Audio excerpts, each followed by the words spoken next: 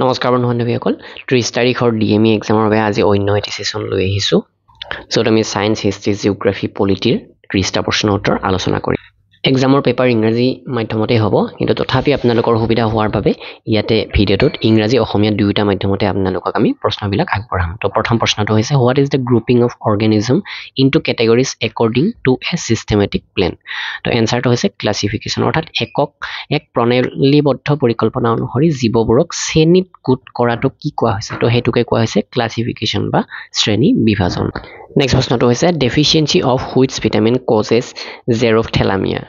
তো কোনটো ভিটামিনৰ অভাৱত জেৰোথেলামিয়াটো হয় জেৰোথেলামিয়া নামৰ যেটো অভাৱজনিত ৰোগ হেইটো হয় তো এইটো হৈছে ভিটামিন এৰ অভাৱত জেৰোথেলামিয়া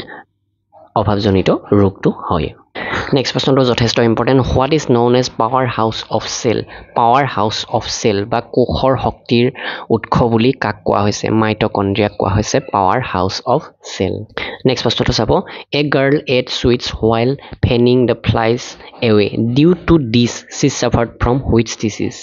এজনী ছোৱালীয়ে মাখি পৰি থকা সময়ত মিঠাই খাইছিলে তো এনেকুৱা মিঠাই খোৱাৰ ফলত তাইৰ কি ৰোগ হ'ব পাৰে তো কলেৰা হ'ব পাৰে মনত ৰাখিব অৰ্থাৎ মাখিৰ পৰা এই কলেৰা ৰোগ যেটো বিয়পে সেই কাৰণে এই প্ৰশ্নটোৰ প্ৰসংগ আহিছে নেক্সট প্ৰশ্নটো which cell organelle is semi permeable অৰ্থাৎ কোনটো কোষ অৰ্গেনেল অৰ্ধ পাৰমাণৱিক তো এইটো হৈছে প্লাজমা আৱৰণ বা প্লাজমা মেমব্ৰেন নেক্সট প্ৰশ্নটো the couple between base units of DNA is through which bonding তো এই বন্ডিংটো কোৱা হৈছে হাইড্ৰোজেন বন্ডিং অৰ্থাৎ DNA ৰ আধাৰ এককৰ মাজৰ দম্পতিহাল কোনটো বন্ধনৰ জৰিয়তে হয় সুধিছে হাইড্ৰোজেন বন্ধনৰ জৰিয়তে আৰু বৰ্তমান আমাৰ ডিএমইৰ যিকেখন পিডিএফ অসমীয়া আৰু ইংৰাজী মাধ্যমৰ যথেষ্টখিনি ডিসকাউন্ট দিয়া হৈছে 9000 প্ৰশ্ন উত্তৰ পিডিএফখন মাত্ৰ 95 টকা আৰু 10000 প্ৰশ্ন উত্তৰ অসমীয়া মাধ্যমৰখন 100 টকা তো এইখন ইংৰাজী মাধ্যম আৰু এখন অসমীয়া মাধ্যম আৰু যি 12টা ফুল লেন্থ মক টেষ্ট আছিল হেকিটাত বৰ্তমান 99 টকাতে দি থকা হৈছে তো আপোনালোকে এইখিনি asamgkpdf.com ভিজিট কৰি অথবা আমাক হোৱাটসঅ্যাপ কৰি লৈ ল'ব পাৰে নেক্সট প্ৰশ্নটো হৈছে through which are water and mineral in plants are transported উদ্ভিদত পানী আৰু খনিজ কোনে পৰিবহন কৰায় পানী আৰু খনিজ পৰিবহন কৰা যেটো দায়িত্ব সেই দায়িত্ব আছে জাইলেমৰ তো এনেকুৱা আৰু এটা প্ৰশ্ন হ'ব অক্সিজেন কোনে পৰিবহন কৰায় বা কাৰ্বন ডাই অক্সাইড কোনে পৰিবহন কৰায় তো হেতু হৈছে ফ্লোএম তো নেক্সট প্ৰশ্নটো trunk of tree increases in girth due to cell division in which tissue কোনটো কোষ বিভাজনৰ ফলত গছৰ গুৰি বিকৃতি বৃদ্ধি হয় তো এই যেটো টিস্যু হেতু হৈছে মেৰিস্মেটিক টিস্যু মেৰিস্মেটিক কলা বুলি কোৱা হৈছে অসমীয়াত নেক্সট প্ৰশ্নটো হৈছে which stage of development of insect is most harmful for crop তো পতংগৰ বিকাশৰ কোনটো স্তৰ শস্যৰ বাবে আটাইতকৈ ক্ষতিকাৰক caterpillar যেটো তো ইয়াৰ যেটো বিকাশৰ স্তৰ হে বিকাশৰ স্তৰটো caterpillar কোৱা হৈছে এইটো শস্যৰ বাবে আটাইতকৈ ভয়ংকৰ বা বিপদজনক নেক্সট প্ৰশ্নটো হৈছে what is responsible for blue body syndrome নীলা বডি সিনড্ৰোমৰ বাবে কি দায়বদ্ধ নাইট্ৰেট দায়বদ্ধ নেক্সট প্ৰশ্নটো inside the body why does blood not coagulate শৰীৰৰ ভিতৰত তেজ কিয় জমা নহয় বা গোট নামাৰে তো ইয়াতে উত্তৰটো হৈছে due to the presence of heparin হেপাৰিনৰ উপস্থিতিৰ বাবে আমাৰ শৰীৰৰ ভিতৰত তেজ জমা নহয় নেক্সট প্ৰশ্নটো production of which is a function of the liver কিহৰ উৎপাদন হৈছে যকৃতৰ এক কাৰ্য যকৃতৰ এক কাৰ্য হৈছে ইউৰিয়া উৎপাদন নেক্সট প্ৰশ্নটো হৈছে where is human body's main organ of balance located মানৱ শৰীৰৰ ভাৰসাম্যৰ মুখ্য অংগটো ক'ত অৱস্থিত মানৱ শৰীৰৰ যি ভাৰসাম্য ৰক্ষা কৰে সেই ভাৰসাম্যৰ এটা মুখ্য অংগ আছে সেই অংগটো ক'ত অৱস্থিত কাণৰ ভিতৰৰ অংশত অৱস্থিত inner part of ear next প্ৰশ্নটো হৈছে what is necessary for digestion of food খাদ্য হজম কৰাৰ বাবে কি প্ৰয়োজন খাদ্য হজম কৰাৰ বাবে এনজাইমৰ প্ৰয়োজন নেক্সট প্ৰশ্নটো হৈছে what is the branch of science which deals with the study of skin of man মানুহৰ ছালৰ অধ্যয়নৰ সৈতে সম্পৰ্কিত বিজ্ঞানৰ শাখাটো কি তো হেতু কোৱা হৈছে ডাৰ্মেটলজি নেক্সট প্ৰশ্নটো হৈছে what is required for synthesis of carbohydrate সংশ্লেষণৰ বাবে কিহৰ প্ৰয়োজন কাৰ্বন ডাই অক্সাইডৰ প্ৰয়োজন নেক্সট প্ৰশ্নটো হৈছে what is the smallest structural and functional unit of nervous system স্নায়ুতন্ত্ৰৰ আটাইতকৈ সৰু গাঠনিগত আৰু কাৰ্যকৰী এককটো কি তো হেয়া হৈছে নিউৰন তো আমি সায়েন্সৰ প্ৰশ্ন কেইটামান আলোচনা কৰিলো এতিয়া কেইটামান জিওগ্ৰাফিৰ প্ৰশ্ন চাও জিওগ্ৰাফি যেহেতু আমাৰ ডিএমই এক্সামৰ বাবে যথেষ্ট প্ৰয়োজন তো জিওগ্ৰাফিৰ প্ৰথম প্ৰশ্নটো হৈছে which crop requires continuous semi aquatic condition for cultivation কোনটো শস্যৰ খেতিৰ বাবে নিৰন্তৰ অৰ্ধ জলজ অৱস্থাৰ প্ৰয়োজন তো চাউল ৰাইচৰ খেতিৰ উৎপাদনৰ বাবে এই অৰ্ধ জলজ অৱস্থাৰ প্ৰয়োজন তো নেক্সট এটা প্ৰশ্ন হৈছে the equator cuts through which island বিষুৱৰেখা কোনটো দ্বীপৰ মাজেৰে সেট কৰি গৈছে বৰ্নিও আইল্যান্ডৰ মাজেৰে সেট কৰি গৈছে বিষুৱৰেখাই নেক্সট প্ৰশ্নটো হৈছে what are carbon diamond and graphite together called carbon হীৰা আৰু গ্ৰেফাইটক একেলগে কি বুলি কোৱা হৈছে এলোট্ৰপছ বুলি কোৱা হৈছে নেক্সট প্ৰশ্নটো strait of Florida runs in between which water bodies ফ্লৰিডাৰ প্ৰণালী ষ্ট্ৰেইট অফ ফ্লৰিডা কোনবোৰ জলাশয়ৰ মাজত চলে আটলান্টিক মহাসাগৰ আৰু মেক্সিকো উপসাগৰৰ মাজত এই ফ্লৰিডাৰ প্ৰণালীটো চলে নেক্সট প্ৰশ্নটো যথেষ্ট important which strait separates Asia from North America কোনটো প্ৰণালীয়ে এছিয়াক উত্তৰ আমেৰিকাৰ পৰা পৃথক কৰে তো সেইটো হৈছে বেৰিং প্ৰণালী বা দ্য বেৰিং ষ্ট্ৰেইট নেক্সট প্ৰশ্নটো হৈছে which gulf would have to be cross to reach Sri Lanka from Nagercoil তো নাগৰকৈলৰ পৰা শ্ৰীলংকা পাবলৈ কোনটো উপসাগৰ অতিক্ৰম কৰিব লাগিব তো সেই উপসাগৰটো হৈছে মান্নাৰ উপসাগৰ তো নেক্সট প্ৰশ্নটো হৈছে which minerals occur abundantly in the earth crust চাওক ইয়াতে মিনাৰেল কৈছে অৰ্থাৎ পৃথিৱীৰ ভূত্বকত কোনবোৰ খনিজ প্ৰচুৰ পৰিমাণে পোৱা যায় সিলিকা আটাইতকৈ বেছি পৰিমাণে পোৱা যায় যোৱাকালিৰ সেশন এটাত আমি মেটেলৰ বিষয়ে আলোচনা কৰিছিলোঁ পৃথিৱীৰ ভূত্বকত আটাইতকৈ বেছিকৈ কোনটো মেটেল পোৱা যায় তো সেইটো আপোনালোকে যদি যোৱাকালিৰ সেশনটো চোৱা নাই চাই ল'ব তো নেক্সট প্ৰশ্নটো হৈছে নিউমোকনিওসিছ affects the workers who work mainly in which industry এটো সায়েন্সৰ প্ৰশ্ন বুলিও ক'ব পাৰে জিওগ্ৰাফিৰ লগত জড়িত প্ৰশ্ন বুলিও ক'ব পাৰে নিউমোকনিওসিছ নামৰ এবিধ ৰোগ মুখ্যতঃ এবিধ উদ্যোগত কাম কৰা লোকৰ হয় সেই উদ্যোগটো কি কয়লা খনন উদ্যোগত কাম কৰা লোকৰ এই ৰোগবিধ হয় নেক্সট প্ৰশ্নটো হৈছে হুইচ ৰিভাৰ অৰিজিনেটছ এট আমৰকণ্টক কোনখন নদী আমৰকণ্টকত উৎপন্ন হয় তো নৰ্মদা নদীখন আমৰকণ্টকৰ পৰা উৎপত্তি হৈছে নেক্সট প্ৰশ্নটো হৈছে which are the leading states in the production of cotton in India আমাৰ ভাৰতবৰ্ষত কপাহ উৎপাদনৰ ক্ষেত্ৰত কোনকেইখন ৰাজ্য আগশাৰীৰ মহাৰাষ্ট্ৰ আৰু গুজৰাটে আটাইতকৈ বেছি কপাহ উৎপাদন কৰে নেক্সট প্ৰশ্নটো if you wish to visit Golconda fort you will have to go to which state যদি আপুনি গোলকোণ্ডা ফৰ্টলৈকে যাব বিচাৰে আপুনি কোনখন ৰাজ্যলৈকে যাব লাগিব কৰ্ণাটকলৈকে অৰ্থাৎ গোলকোণ্ডা ফৰ্টটো কোনখন ৰাজ্যত অৱস্থিত কৰ্ণাটকাত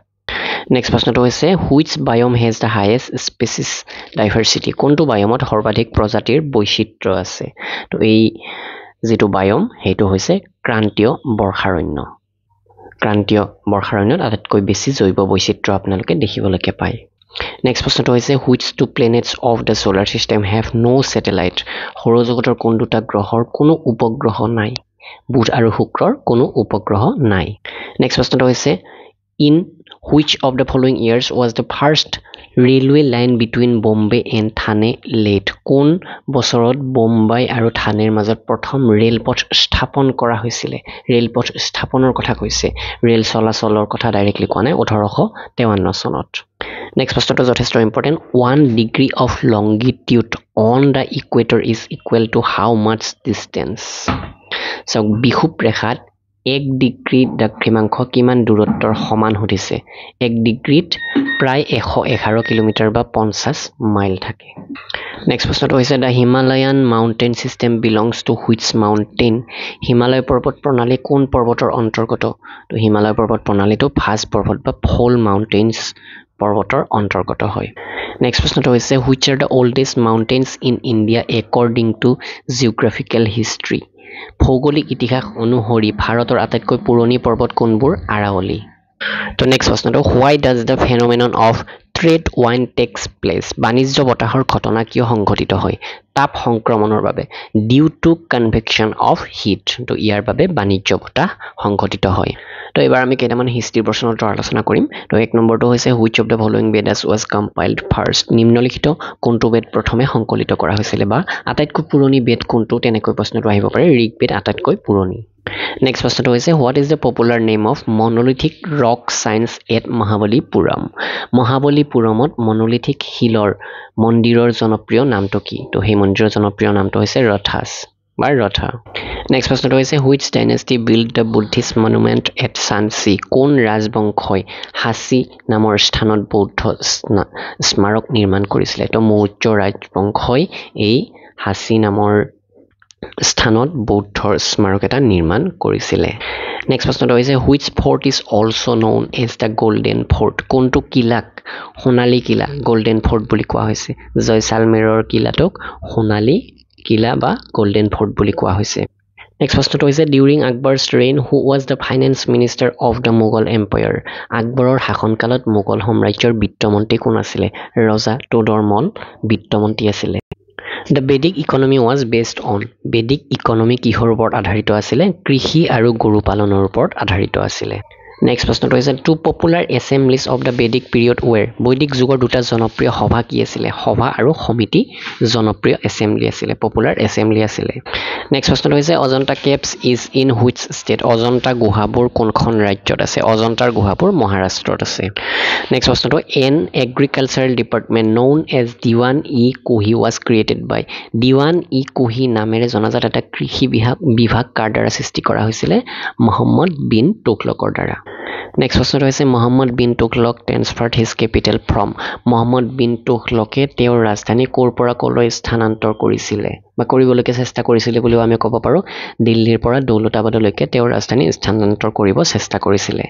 নেক্সট প্ৰশ্নটো হৈছে Nalanda Mahavihara site is in which state Nalanda Mahavihara স্থান কোনখন ৰাজ্যত আছে বিহাৰত আছে নেক্সট প্ৰশ্নটো হৈছে which dynasty was started by Khizr Khan Khizr খানে কোন ৰাজবংশ প্ৰতিষ্ঠা কৰিছিলে দ্য সৈয়দ ৰাজবংশ প্ৰতিষ্ঠা কৰিছিলে খিজিৰ খানে who among the following was the founder of Nanda dynasty নিম্নলিখিত কোন নন্দা ৰাজবংশৰ প্ৰতিষ্ঠাপক আছিলে নন্দা ৰাজবংশ প্ৰতিষ্ঠা কৰিছিলে মহাপদ্মনন্দই next the word Vedha has been derive from the root word বিদ হুইচ মিনছ তো এই বেদ শব্দটো মূলতঃ বিদ শব্দটোৰ পৰা আহৰণ কৰা হৈছে যাৰ অৰ্থ হৈছে এই বিদ শব্দটোৰ অৰ্থ হৈছে জ্ঞান বা বেদৰ অৰ্থ হৈছে জ্ঞান নেক্সট প্ৰশ্নটো হৈছে Ashoka has been particularly influence by which Buddhist monk কোন বৌদ্ধ সন্যাসীৰ দ্বাৰা সম্ৰাট অশোক বিশেষভাৱে প্ৰভাৱিত হৈছিলে তো সেই বৌদ্ধ সন্যাসীগৰাকী আছিলে উপগুপ্ত নেক্সট প্ৰশ্নটো one of the most important descriptions of which city in 15th century comes from Abdur Razzaq Samarqandi চাওক পঞ্চদশ শতিকাৰ কোনখন চহৰৰ এটা আটাইতকৈ গুৰুত্বপূৰ্ণ বৰ্ণনা আব্দুৰ ৰাজ্জাক সমৰখণ্ডীৰ পৰা পোৱা যায় আব্দুৰ ৰাজ্জাক সমৰখণ্ডীয়ে লিখা টোকাৰ পৰা পোৱা যায় তো সেই চহৰখন হৈছে বিজয়নগৰ আৰু নেক্সট প্ৰশ্নটো হৈছে the city of Vijayanagara is also' known as Hampi বুলিও জনা গৈছিলে বিজয়নগৰ চহৰখন নেক্সট প্ৰশ্নটো group of monuments at Hampi is in the state of হাম্পিৰ স্মৃতি স্তম্ভৰ গোটটো group of monuments of Hampi কোন ৰাজ্যত আছে কৰ্ণাটকাত আছে নেক্সট প্ৰশ্নটো who was the first Indian astronomer to calculate the time taken by earth to orbit the sun সূৰ্যক প্ৰদক্ষিণ কৰিবলৈ পৃথিৱীয়ে লোৱা সময় গণনা কৰা প্ৰথম ভাৰতীয় জ্যোতিৰ্বিজ্ঞানী কোন আছিলে তেওঁ আছিলে ভাস্কৰাচাৰ্য নেক্সট প্ৰশ্নটো হু among the following was the first to make use of artillery in warfare in medieval India মধ্যযুগীয় ভাৰতত যুদ্ধত আৰ্টিলাৰী ব্যৱহাৰ কৰা প্ৰথম কোন আছিলে বাবৰ আছিলে বাবৰে প্ৰথম আৰ্টিলাৰী ব্যৱহাৰ কৰিছিলে যুদ্ধত